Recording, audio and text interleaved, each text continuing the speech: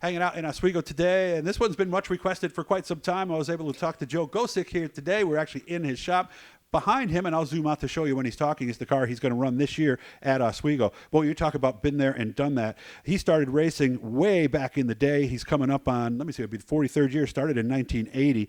His first win came back in 1985. His last one was 2018. He's also been playing around with a little dirt lately, too. So we're going to get to know Joe Gosek today. And, man, I really appreciate making time for me. Man, you must be excited. We're getting ready to go racing again, Joe. Yeah, the time's here. You wait all winter and try to prep and do the best you can to start the season and hopefully get off on the right foot. And, so, Fulton's coming up with a test and tune for the modified, or the DIRTcar, the Sportsman. We might monkey around with that. Really? If we got all this equipment ready for our opening day, which would be Memorial Day this year at Oswego. It's the 28th, I believe, I think is the actual opener. I'm going to zoom out so you can see the car that he's working on. Looks like it's pretty close, is it? We're still waiting on some parts that were sent out to be refurbed, and we just dropped the motor back in it, built some new body panels, and just get some spare stuff done. If we had a race, let me see, today's what, Tuesday? If we had a race Saturday, we could be there with no problem. Okay. Not that you want to rush on that, but I'd really have a lot more prepared. But it's not that far away. How is this car? Are you working on something in particular this year? Hopefully you learn from the years that we weren't. Actually, when we first got the car in 2018, we were really good. We won one race. So this was the car that got you with last this win. car. Yeah, we were real competitive.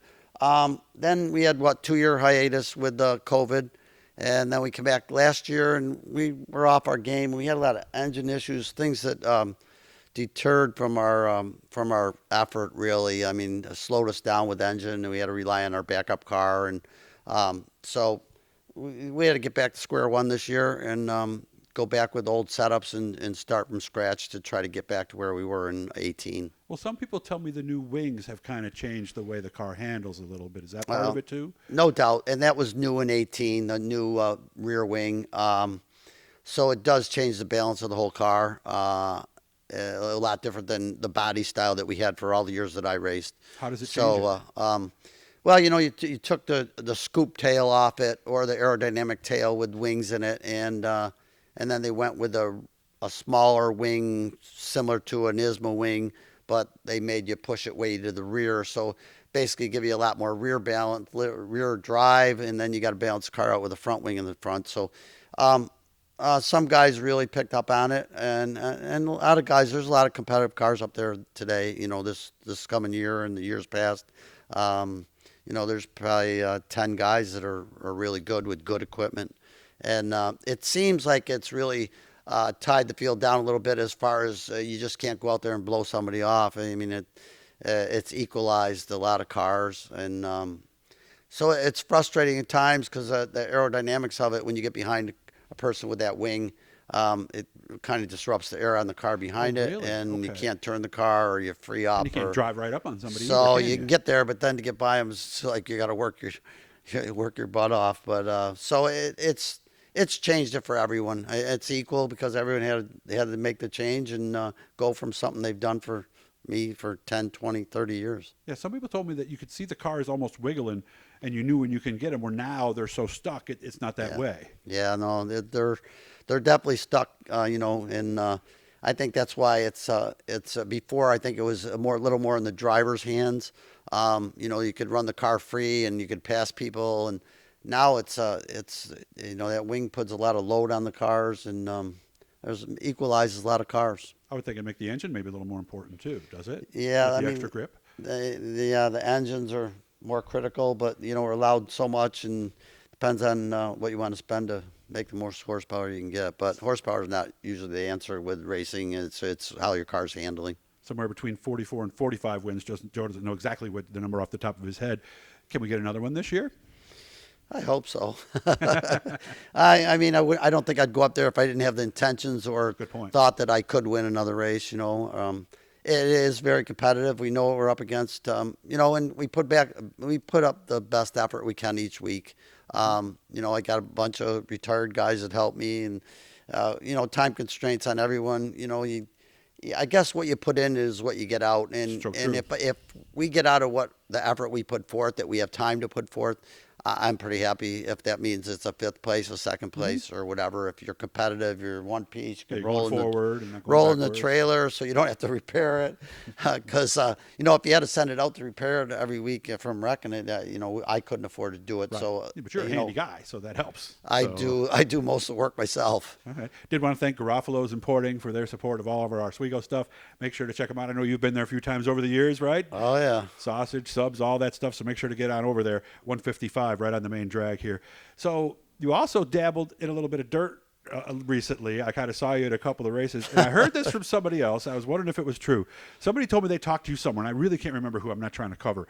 They said, you said something like, this is the most fun I've had in a long time. Yeah, I'd say, you know, for something unknown, right? Thinking, man, we can do that, you know, but you get in it and, you know, you're up against 14-year-olds, 16-year-olds, 20-year-olds. I'm 4 times or better their age, and they're kicking my butt, you know, but to learn how to drive them, you know, from an asphalt to dirt is just, it's a huge step. You know, my name's not Kyle Larson, where they bounce Right. into a sprint car and he Drive wins. anything, yeah. Wins with the World Outlaws, and then he, you know, gets in a NASCAR and he wins. And I think nowadays a lot of these up and comer guys, like Christopher Bell, and you know, guys Yeah. with short track backgrounds, really, they can adapt very easily, and you know, they're brought up on dirt, and then they do asphalt, and you know, I don't know if it's better to do one before the other, but I for was me, I'm often going to wondered say, that yeah, I myself. wish I would have done dirt before asphalt, because I'm not doing very well from asphalt to dirt. But Well, you told me you might actually take the car out to Troy or to kind of yeah, have them go through yeah, it I to see mean, if you're missing something, right? and I'm not trying to